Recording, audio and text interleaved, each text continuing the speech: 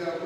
ఆ మోటార్స్ మీద ఆటో మీద కంటే కూడా ఈ వైరింగ్ అవి చేసుకునేదానికంటే కూడా చాలా ఈజీ జాబ్, ఈజీ ఇన్కమ్. మనం ఇంట్లో మనం సెల్ఫ్ ఎంప్లాయ్మెంట్ కూడా చేసుకోవచ్చు. ఈ బోర్డ్స్, బ్యాటరీస్ అన్నీ కూడా మనకు రా మెటీరియల్గా దొరుకుతుంది. ఇవి తీసుకొచ్చి ఇన్స్టాలేషన్ చేసి హౌసెస్కి మనం చేసుకోవచ్చు. ఇది దీన్ని 3 రకాలుగా చేసేవాళ్ళు నేను చెప్తున్నాను. Grid, on grid,